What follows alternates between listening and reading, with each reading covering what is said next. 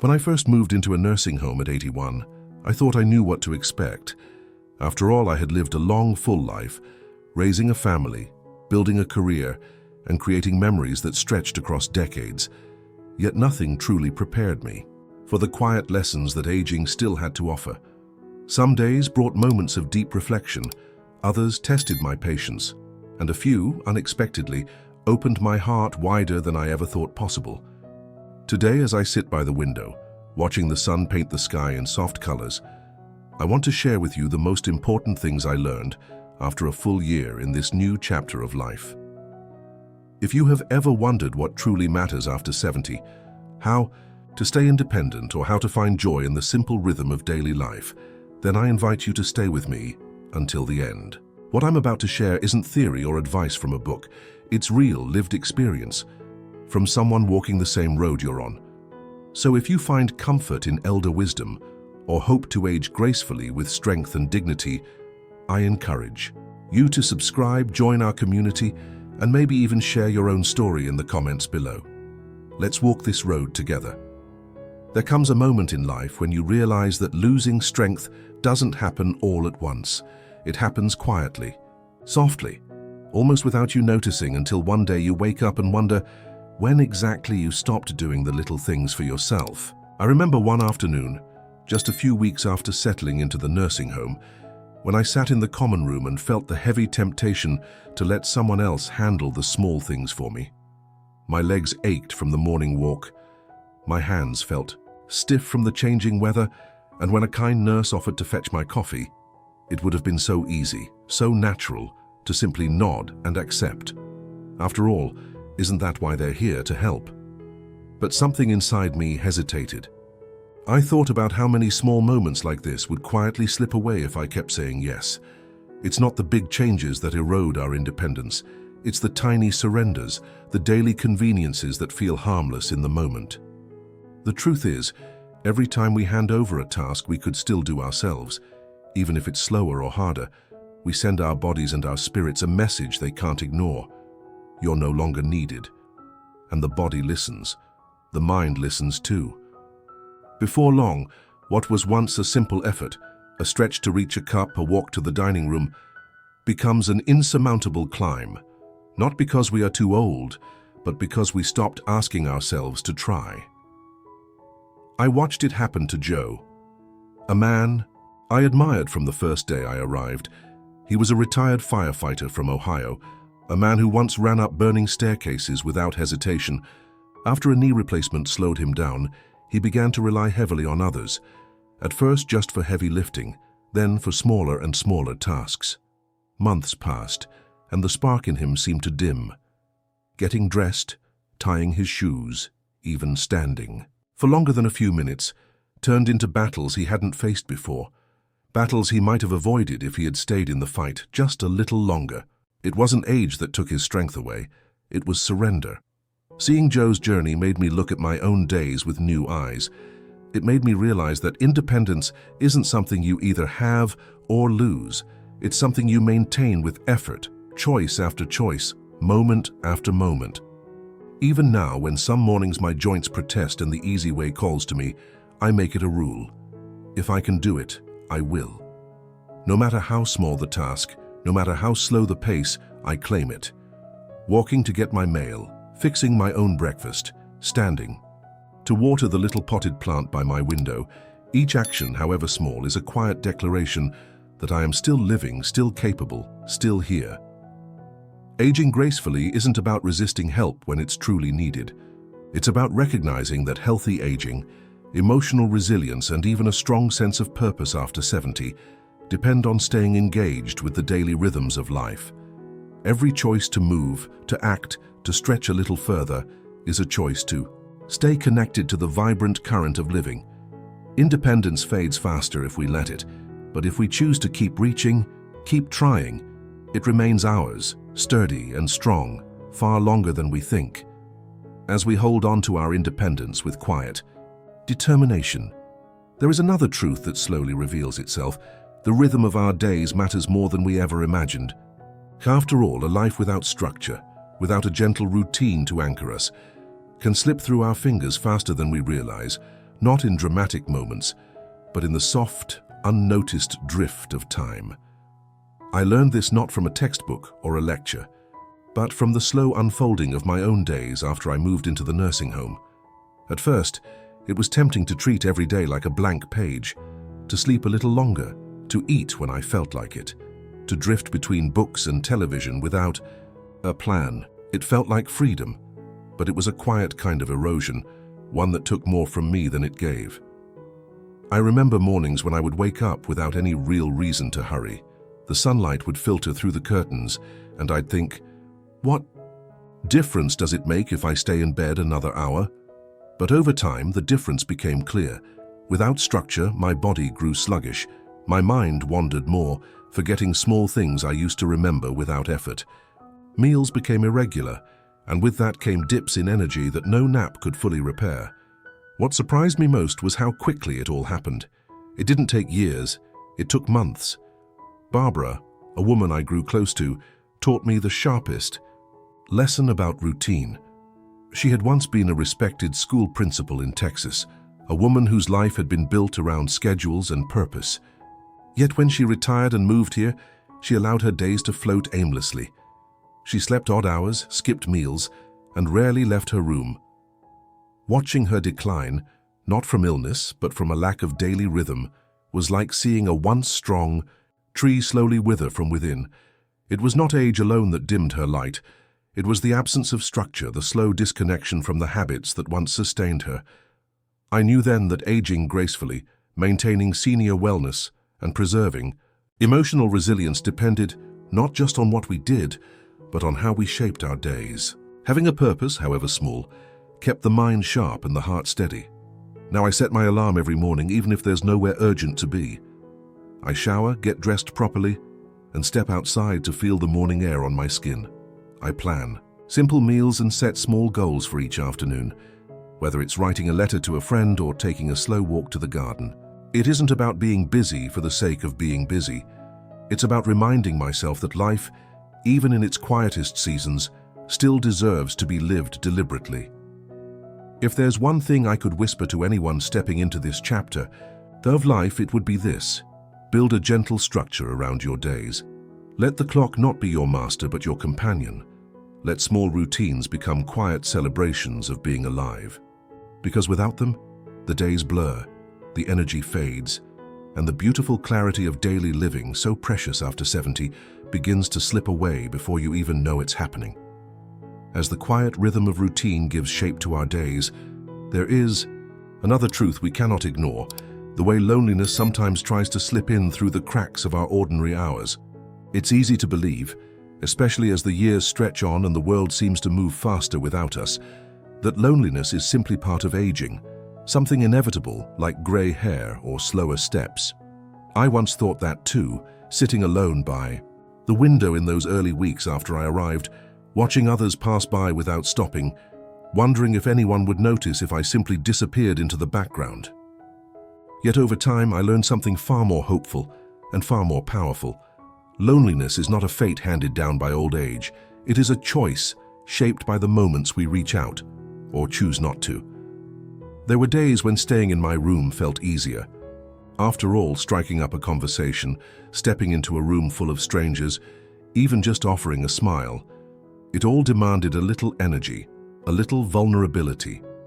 But I began to see that the people who seemed happiest here, the ones who still laughed easily and shared stories over lunch, were not necessarily those with the most family visits or the busiest calendars.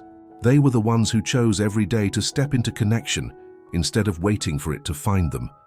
It was a lesson I had to learn, not from a seminar or a speech, but from simply watching how life unfolded around me, one small encounter at a time. I remember Eleanor, a soft-spoken woman who had moved here after losing her husband. She didn't know a soul when she arrived, and yet she built a life filled with friends and laughter simply by showing up. She joined a water aerobics class, even though she admitted she couldn't swim well. She knocked on doors and invited people for coffee. She remembered birthdays and complimented new hairstyles. None of it was grand or dramatic. It was the gentle art of presence, practiced daily, like tending a garden, one small seed at a time. Her life blossomed not because she waited for happiness to come find her, but because she quietly went out and built it herself. Inspired by her example, I started making different choices. I said hello in the hallways, even when shyness tugged at me. I accepted invitations to card games even when I wasn't sure I remembered all the rules. Slowly, the loneliness that had once seemed like a heavy coat I couldn't take off began to lift. It didn't disappear all at once, but it softened, thinned, until it became something manageable, even forgettable. Now, when I think about senior wellness, healthy aging, and emotional resilience, I realize how much they depend not just on physical health, but on staying connected to others, to conversation, to small moments of shared laughter. Growing older can be lonely, yes, but it does not have to be. Every smile, every greeting, every simple act of reaching out is a thread that weaves warmth back into the fabric of our lives. And in the end, it is these simple connections, not grand gestures, that keep our hearts beating with a quiet but enduring joy. As I grew more comfortable reaching out and weaving small connections into my days, another quiet but powerful truth settled into my heart. The way we choose to see our lives shapes what our lives become. It would be easy, looking around at the aches that come with aging, at the friends we have lost, at the things we can no longer do as swiftly as before, to let bitterness take root. There are days when the shadows seem longer than the light, when the temptation to dwell on what has been taken feels overwhelming. Yet time and again, I have seen that the real difference between those who age gracefully and those who do not is not their health, their circumstances, or even their fortunes.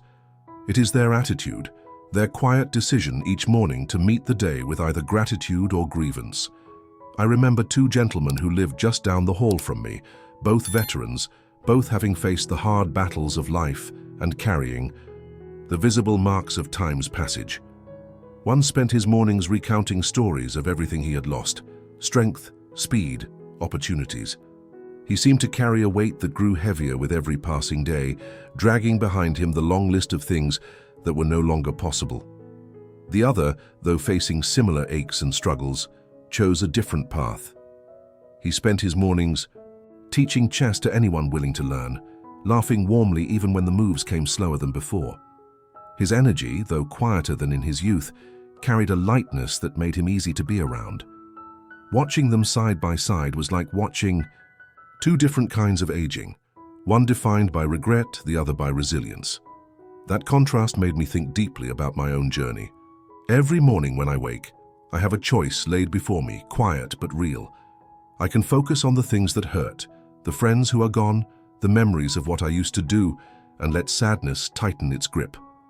Or I can look for what is still here, still beautiful, still mine to experience. I can savor the first sip of morning coffee, the warm greeting of a nurse in the hallway, and the crisp air outside my window. These are not small things, not anymore. They are threads of joy that, when woven together with intention, create a life still rich in meaning. Healthy aging, true emotional resilience, and living well after 70 have so little to do with our circumstances and everything to do with our perspective. The elder wisdom that stays with me now is simple but profound. What we water grows. If we water gratitude, hope, and kindness each day, even quietly, they flourish within us, creating a strength deeper than what muscle alone could ever offer. Aging will take many things from us. This is the nature of life. But it can never take our ability to choose how we meet each day, unless we surrender it ourselves. And so with every sunrise, with every small decision, to notice what is good and to give thanks for it, we reclaim a little more of the joy that is still waiting for us, steady and unwavering, just beneath the surface of ordinary days. As we learn to carry gratitude like a quiet light inside us, another tender truth reveals itself. The grand chapters of life may close, but the beauty of living is often hidden in the smallest pages we turn each day. When we are younger, so much of our identity is built around great milestones: careers, marriages, raising children, and building homes. We are swept along by big ambitions, and the world seems to reward those who move fast and aim high. Yet, as the years soften and slow us, the meaning of life does not disappear. It simply moves closer to the ground, into the ordinary moments we used to hurry past. It was in the quieter days here at the nursing home that I first truly saw how precious these small pleasures can be. I remember one crisp autumn morning, sitting quietly on a bench near the garden, sipping coffee from a paper cup that had long since gone lukewarm. There was nothing remarkable about that moment, no celebration, no big news to share, yet there was something about the way the early sun touched the leaves, about the simple pleasure of the warm cup between my hands, that filled me with a peace deeper than anything I had known during the busiest years of my life. It made me realize that healthy aging, emotional resilience, and even the ability to find joy after 70 are not born from chasing after the extraordinary, but from learning to treasure the ordinary. Walt, a friend of mine here, reminds me of this every day. At 81, with stiff knees and a back that protests whenever he bends too fast, Walt finds joy in the simplest ritual: feeding the birds that visit the courtyard. Some mornings, he jokes that the blue jays are his most reliable friends, always showing up on time without an excuse. He carries a small pouch of seeds and calls them by names he's invented, and though others may laugh at the sight, there is something profoundly wise in the way he delights in that simple interaction. Walt is not waiting for some grand moment to feel alive. He finds it seed by seed in the presence of what still surrounds him. Reflecting on these simple truths has changed how I move through my own days. I find myself lingering over the first sip of tea, noticing the soft hum of a favorite old song, appreciating the familiar creak of my chair as I settle into it at the end of an afternoon.